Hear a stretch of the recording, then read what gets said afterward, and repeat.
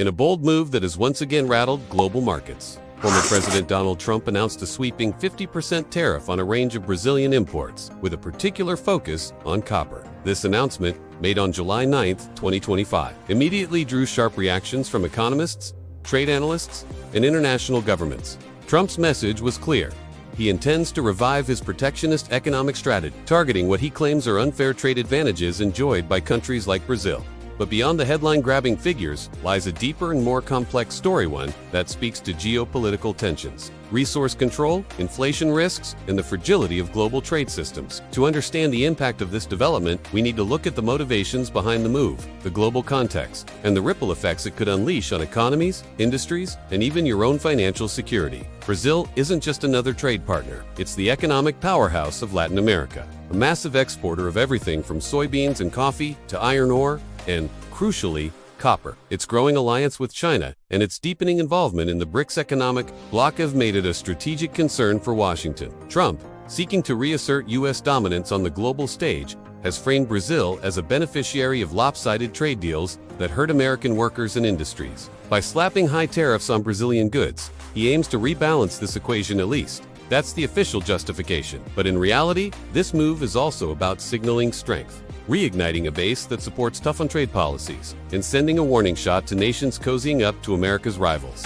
Copper, the centerpiece of this tariff storm, is not just any commodity. It has become one of the most critical raw materials of the modern era. As the world pivots toward clean energy and digital infrastructure, copper is indispensable.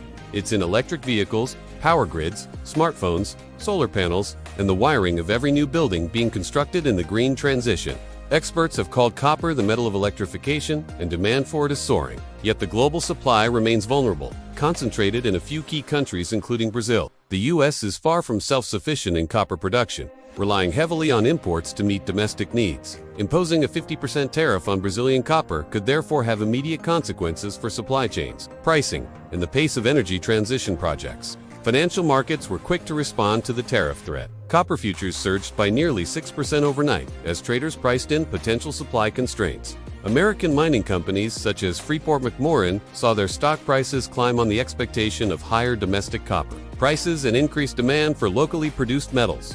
However, sectors dependent on copper from electronics, manufacturers to construction, firms are bracing for cost increases. Rising copper prices could trickle down into everything from car manufacturing to home building, potentially stoking a new wave of inflation, just as the Federal Reserve has been cautiously optimistic about slowing price pressures. Beyond the immediate economic effects, this move risks triggering a broader trade confrontation with Brazil. The South American giant is unlikely to sit quietly as its exports are hammered by steep tariffs. Retaliation could come in many forms. Duties on U.S. agricultural products, restrictions on American energy firms operating in Brazil, or even closer trade coordination with BRICS allies such as China and Russia. In this sense, Trump's tariff plan is not just an economic maneuver, it's a geopolitical chess move. Brazil has been a balancing power in the global south, and alienating it could drive it deeper into the arms of America's rivals. For investors and global businesses, that means increased uncertainty and the possibility of a new Cold War, not one defined by weapons, but by supply chains, trade routes, and critical resources. One of the most concerning aspects of this tariff threat is its potential impact on inflation and monetary policy.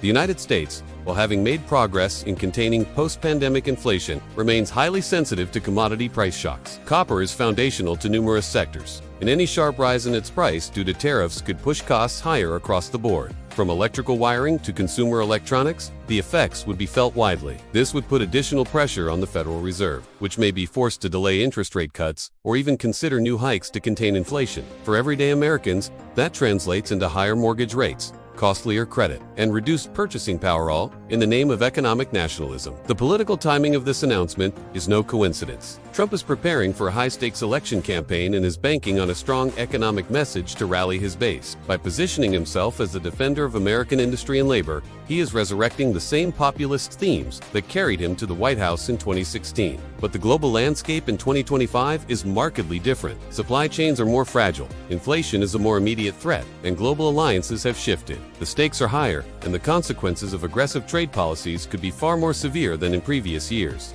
Meanwhile, businesses are already lobbying behind the scenes. Tech firms, automakers, and construction giants are warning of disruptions and delays in projects. Environmental advocates are also raising concerns. noting that higher copper prices could slow down the transition to renewable energy and electric vehicles just when momentum was finally building. On Wall Street, analysts are revising earnings forecasts for companies with high copper exposure. And in Washington, economic advisors are scrambling to model the real costs of these tariffs, knowing that politically, they may be popular, but economically, they could be disastrous. In the broader context, this move is part of a trend. Around the world, countries are retreating from the era of free trade. From Europe to Asia, tariffs, export restrictions, and industrial policies are becoming the norm. What we're witnessing is a transformation of the global economic order, one where national interests increasingly trump international cooperation for investors, consumers, and policymakers alike.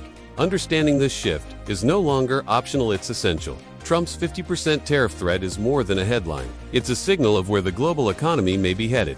Toward fragmentation, resource nationalism, and competitive isolationism. For those of us trying to navigate this uncertain landscape, whether as investors, entrepreneurs, or ordinary citizens, the key is to stay informed, adapt to rapid change, and always look beyond the headlines. If you found this breakdown valuable, make sure to subscribe to MacroMotive for more in-depth analysis on the global forces shaping our economy. Drop your thoughts in the comments too. You think these tariffs will help or hurt the U.S. economy? And if you want to stay ahead of the next big economic shift, hit that bell icon so you never miss an update. Until next time, stay informed, stay sharp.